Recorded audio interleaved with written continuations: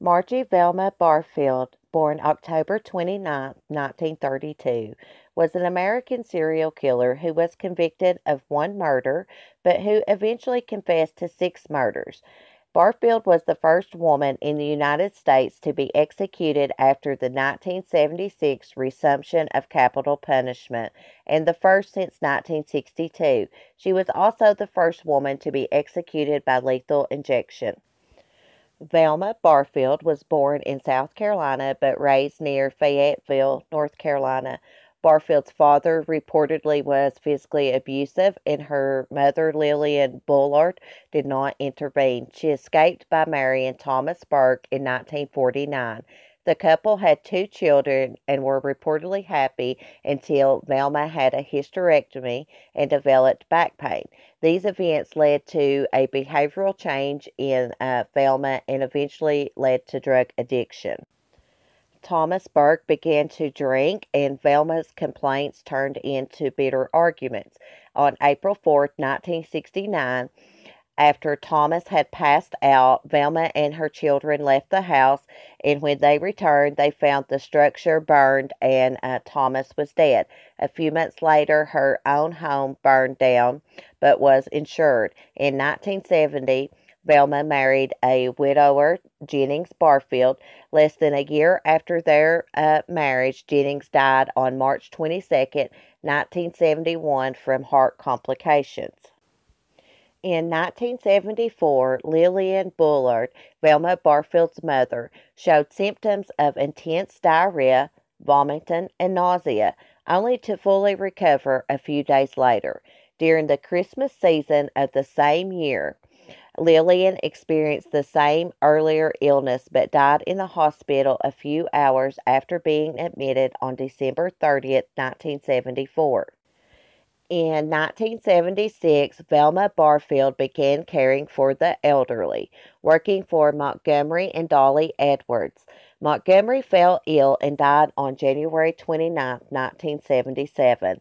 A little over a month after the death of her husband, Dolly experienced identical symptoms to that of Lillian Bullard and died on March 1st. Velma later confessed to the death. The following year, Velma took another caretaker job, this time for 76-year-old Record Lee, who had broken her leg. On January 4, 1977, Lee's husband, John Henry, began experiencing pains in his stomach and chest along with vomiting and diarrhea. He died soon afterward, and Velma later confessed to his murder. Another victim was Roland Stuart Taylor, Velma's boyfriend and a relative of Dolly Edwards. Fearing he had discovered she had been forging checks on his account, Velma mixed arsenic-based rat poison into his beer and tea. He died on February 3, 1978, while she was trying to nurse him back to health. An autopsy found arsenic in Taylor's system. After her arrest, the body of Jennings was exhumed and found to have traces of arsenic, a murder that Velma denied having committed. Although she subsequently confessed to the murders of Bullard, Dolly, and John Henry Lee, she was tried and convicted only for the murder of Taylor.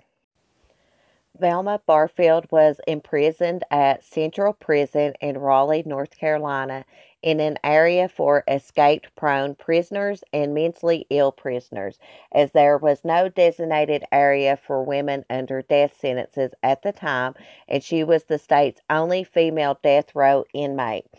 A death row unit for female inmates in North Carolina was subsequently established at the North Carolina Correctional Institute for Women. During her stay on death row, Velma became a devout born-again Christian. Her last few years were spent ministering to prisoners, for which she received praise from the Reverend Billy Graham. Velma's involvement in Christian ministry was extensive to the point that an effort was made to commute her sentence to life in prison.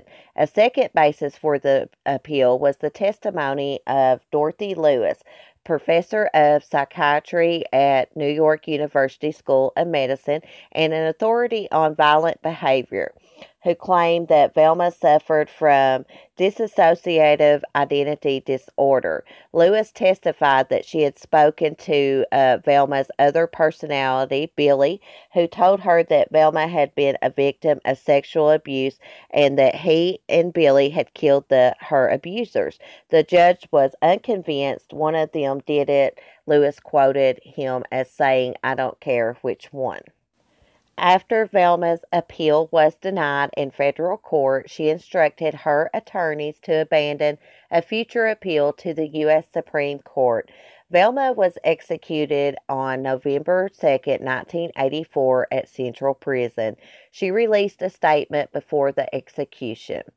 "I know that everybody has gone through a lot of pain, all the families connected, and I am sorry. And I want to thank everybody who have been supporting me all these 6 years." Velma chose as her last meal 1 bag of Cheetos and 2 8-ounce glass bottles of Coca-Cola. Velma was buried in a small cemetery in North Carolina near her first husband, Thomas Burke.